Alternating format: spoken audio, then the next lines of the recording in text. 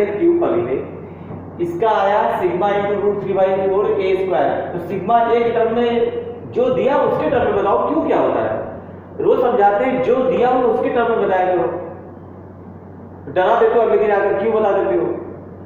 क्या दिया है, लैम्डा और ए दिया है, इसके टर्म में बताओ। देखो लैम्डा का मतलब एक लंबाई पे चार्ज ना,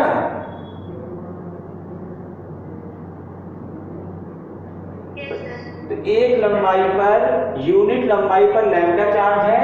और ध्यान दो क्यों लैम्डा दिया है, क्योंकि लंबाई पर है ना ये चार्ज कि एरिया में है। तो इसकी पूरी लंबाई बताओ स्क्वायर की 4 है, तो लैम्डा इंटू 4 है। जो लोग यहाँ ए स्क्वायर लिखे एरिया लिखे वो पहले समझे, मैंने चार्ज लंबाई पर दिया है, यहाँ एरिया में नहीं दिया है, इसमें एरिया में दिया था। हाँ अब ये बताओ इसका एरिया क्या है, यहाँ एरिया में दिया है, एरिया में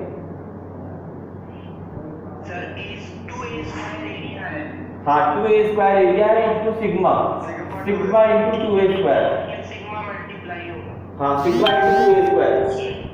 और इसकी लंबाई l है पूरी s की, और चार्ज इस पर पूरा जो है उसके अमाउंट होगा लैम्डा l, तो plus lambda into l divided by, सबको ऐड करेंगे, डिवाइडेड बाई एप्सिलॉन नॉट, ये प्लस आएगा एप्सिलॉन नॉट। हाँ भैया डिवाइडेड बाई एप्सिलॉन नॉट बोले तो हाँ जागे तो मन रहा, इतने चिल्ला रहे हैं तुम नहीं रहो। यहाँ देखो फिर सुनो, यहाँ देखो ये क्यूब है,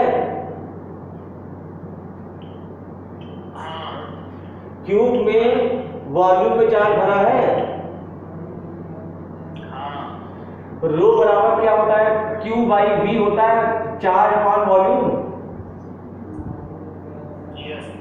तो अगर चार्ज निकालना हो तो वॉल्यूम से मल्टीप्लाई करोगे, तो तुम्हें चार्ज निकाल के वॉल्यूम, जब चार्ज निकाल लोगे क्यू, तो क्यू अपॉन एप्सिलॉन नॉट, यही तो फ्लक्स होता है। तो हम लोग सबका क्यू निकालेंगे, समझे ना। तो अब देखो इसका रो दिया है, वॉल्यूम आएगा ए क्यूब, रो इंटू ए क्यूब, इसका चार्ज आ गया। यहाँ पे सिग्मा दिया है, सिग्मा बराबर क्या होता है क्यू बाई ए, तो यहाँ पर एरिया से मल्टीप्लाई करोगे, इक्विलैटरल ट्रायंगल का एरिया होता है रूट 3/4 ए स्क्वायर, तो सिग्मा इंटू रूट 3/4 ए स्क्वायर, तो इसका आ जाएगा चार्ज। यहाँ पे स्क्वायर में लंबाई पे चार्ज दिया है, लंबाई पर, तो लैम्डा इंटू 4a, इसकी लंबाई पूरी। यहाँ पर एरिया में दिया है, ये 2a है, ये a है, ये रेक्टेंगल है, आयत का क्षेत्रफल होता है लंबाई गुणे चौड़ाई 2a स्क्वायर इंटू सिग्मा, और यहाँ l इंटू लैम्डा। समझ में आया ना। डिवाइडेड सबको ऐड करके डिवाइडेड बाई एप्सिलॉन नॉट, बार प्लस आ गया। समझ में आया? Yes sir. ठीक, अच्छी बात है। हाँ हाँ क्या क्या फ्लक्स थ्रू रेक्टेंगल और जो शेप बना हुआ है, रेक्टेंगल और ये स्क्वायर, ये एस, सिर्फ रेक्टेंगल। हाँ, इससे कितना फ्लक्स पास कर रहा है? हाँ टोटल सिर्फ रेक्टेंगल बना हुआ है तो, अरे यार तो sigma into 2a square, sigma into 2a square upon epsilon not.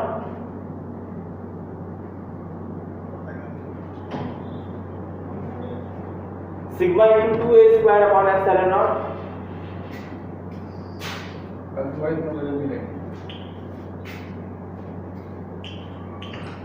अगर सिर्फ ये बनाया तो सिग्मा इंटू 2a स्क्वायर। अब कुछ बोलेंगे भी नहीं। पहले पूरे रेक्टेंगल पे चार्ज निकालने के ना कितना चार्ज है तब बताएंगे फ्लक्स ना। हाँ तो पूरे रेक्टेंगल पे ही तो बता रहा हूं मैं, सिग्मा है 1 पर और इसका पूरा एरिया है 2a², तो पूरा चार्ज नहीं आ गया।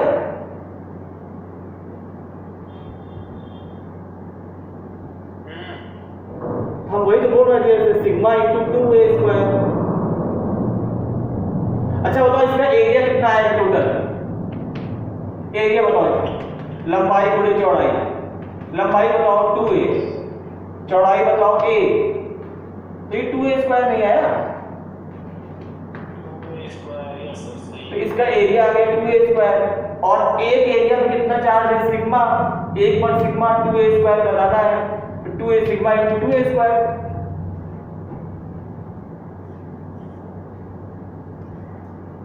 अरे बोलो यार।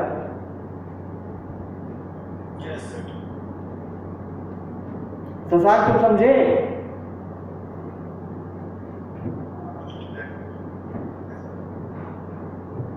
देखो हो क्या रहा है ना, तुम क्या चाहते हो कि मैं रो बराबर Q/V से Q निकालूं रो इंटू V करके।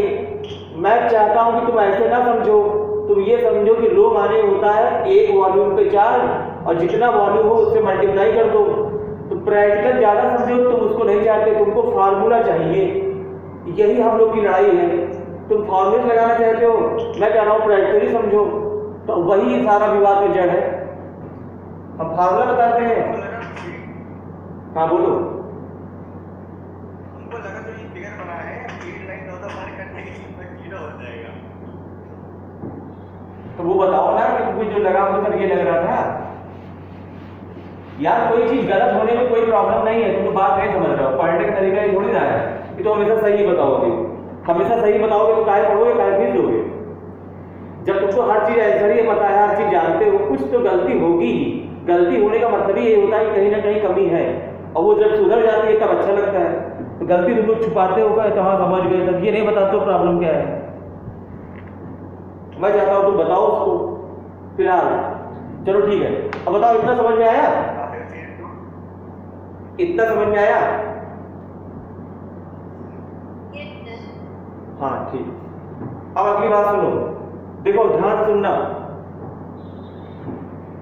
ये एक स्फीयर है, ये कंडक्टिंग स्फीयर है, कंडक्टर है ये, ठीक है। जैसे मान लो एल्युमिनियम से बना हुआ स्फीयर, ठीक। बोलो भैया। हाँ, और ये गॉसियन सरफेस है, ये गॉसियन सरफेस है। गॉसियन सरफेस का मतलब क्या होता है? Imaginary surface. गॉसियन सरफेस का मतलब क्या होता है? हाँ, इमेजिनरी बोल लो, हाइपोथेटिकल बोल लो, काल्पनिक बोल लो, आभासी बोल लो, सबका एक ही मतलब है। मतलब वास्तव में वो नहीं है, लेकिन हमको गॉस थ्योरम लगानी है, तो गॉस थ्योरम लगाने के लिए चारों ओर से बंद स्ट्रक्चर होना चाहिए, तो मैं इसलिए इसको बना रहा हूं। तो ये कोई सरफेस है एस। कौन सरफेस है? और ये स्फीयर है। क्या है ये? स्फीयर। इसका यहां से लेकर यहां तक का हिस्सा, ये वाला हिस्सा इस स्फीयर के अंदर है, बाकी सभी भाग बाहर है। दिखाई दे रहा होगा?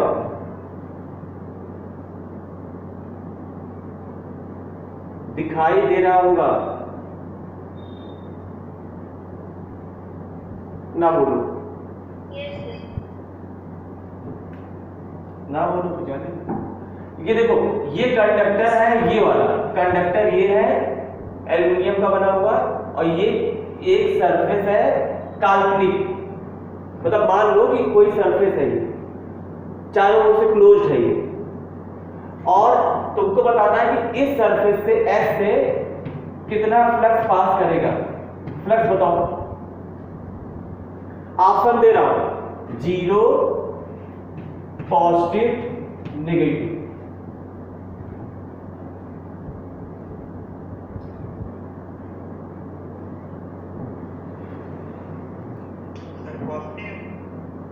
हाँ सही है, बताओ कैसे आया पॉजिटिव?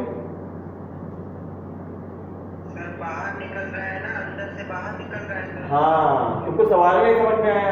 ये सरफेस है, ये इलेक्ट्रिक फील्ड लाइंस नहीं है भैया, तुम समझे नहीं सवाल। अच्छा सुनो, ऐसे समझो, ये एल्युमिनियम का स्फीयर है और ये एक लकड़ी का स्फीयर है, लकड़ी का। अब समझे? और दोनों स्फीयर यहाँ पे इतना हिस्सा कट कर रहे हैं, दोनों स्फीयर कट कर रहे हैं, ठीक? तो इस वाले स्फीयर से कितना फ्लक्स पास कर रहा है लकड़ी वाले स्फीयर से? अरे यार, दो स्फीयर कट कर रहे हैं, ये कंडक्टिंग है, ये नॉन कंडक्टिंग है, इससे कितना फ्लक्स पास कर रहा है इस वाले से? सर जीरो तक होना चाहिए जब वो कंडक्टिंग ही नहीं है तो। अच्छा, और ये भी कंडक्टिंग हो जाए तो सर पॉजिटिव होना चाहिए। क्या है?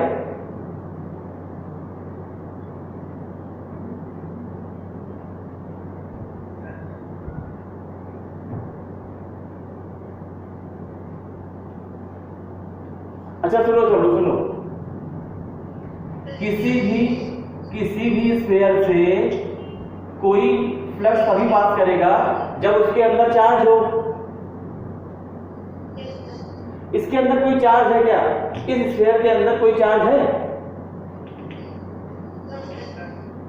तो जीरो आएगा ना यार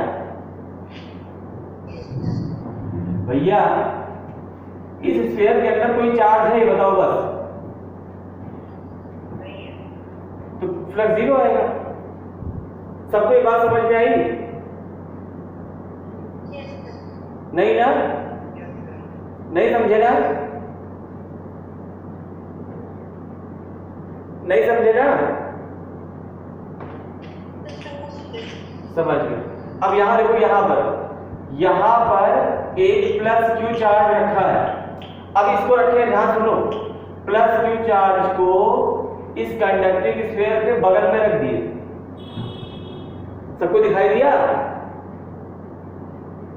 एक कंडक्टिंग स्फीयर है, उसको दूसरा स्फीयर ये वाला कट कर रहा है, और इस कंडक्टिंग स्फीयर के बगल में एक प्लस क्यू चार्ज रख दिया गया।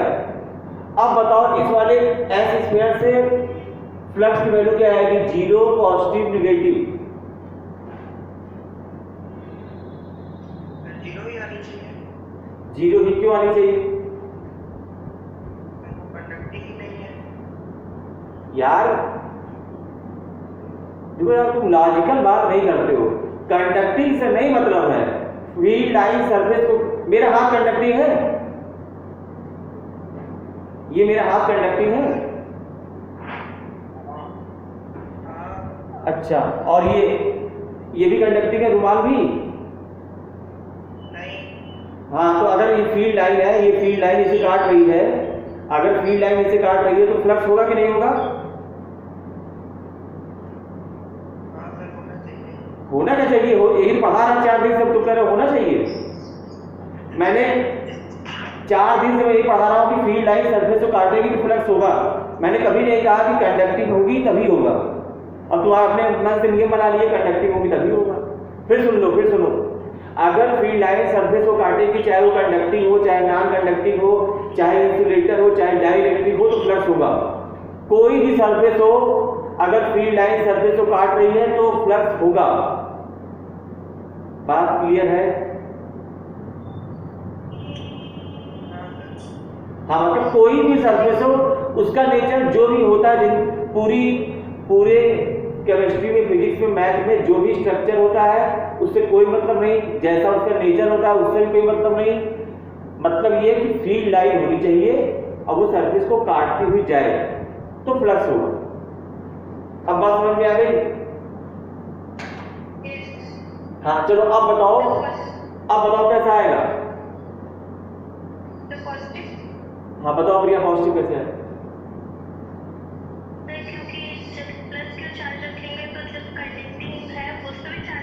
हाँ, कैसे चार्ज आएगा? कैसा चार्ज आएगा सर? नेगेटिव? अरे ये पॉजिटिव है ना, तो इसके अंदर जितने, देखो चलो इधर नेगेटिव आएगा ना, तो यहाँ नेगेटिव हो गया, इधर नेगेटिव हो गया, कितना नेगेटिव -q, क्योंकि कंडक्टर में जितना पॉजिटिव चार्ज होता है उसका जस्ट अपोजिट यहाँ इंड्यूस होता है। तो तुमको पढ़ाया था इंडक्शन एक दिन कि अगर कोई पॉजिटिव चार्ज रखोगे कंडक्टर के बगल में तो सामने वाले जितने भी इलेक्ट्रॉन होंगे इसके अंदर वो इधर अट्रैक्ट होकर आ जाएंगे, तो ये नेगेटिव हो जाएगा। और अगर इधर नेगेटिव आया इसका मतलब इलेक्ट्रॉन यहाँ से शिफ्ट हुआ, तो इस वाले आधे पर पॉजिटिव आ जाएगा। समझे कि नहीं?